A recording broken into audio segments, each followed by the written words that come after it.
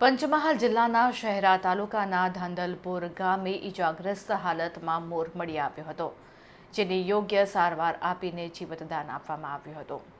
પંચમહાલના ધાંધલપુર ગામના સીમ વિસ્તારમાં એક મોર પગના ભાગે ગંભીર રીતે ઈજાગ્રસ્ત થયેલી હાલતમાં તરફડતો જોવા મળ્યો હતો. આ મોર પર કોઈ હિંસક પ્રાણીએ હુમલો કર્યો હોવાનું અથવા તો કોઈ અકસ્માત નડ્યો હોવાનું અનુમાન લગાવવામાં આવી રહ્યું છે. ત્યારે ગામના એક જાગૃત અને જીવદયા પ્રેમી નાગરિકની નજર આ ઈજાગ્રસ્ત મોર ઉપર પડતા તેમણે જરા પર વિલંબ કર્યા વગર મોરને સુરક્ષિત રીતે પકડી લીધો હતો. મોરને પગના ભાગે ગંભીર ઈજા હોવાથી તે ઉડી શકે તેવી સ્થિતિમાં ન હતો. ત્યારે આ નાગરિક દ્વારા મોરને તુરંત જ નજીકના પશુ દવાખાને લઈ જવામાં આવ્યો હતો.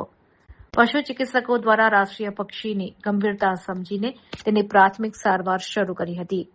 ઘાવ પર ડ્રેસિંગ અને જરૂરી દવાઓ આપી મોરની પીડા ઓછી કરવાનો પ્રયાસ કરવામાં આવ્યો હતો. આ સાથે જ પશુ દવાખાના દ્વારા અંગેની જાણ વન વિભાગની ટીમને કરવામાં આવી હતી. નિયમ છે એનો કે પછી ફસી જશો.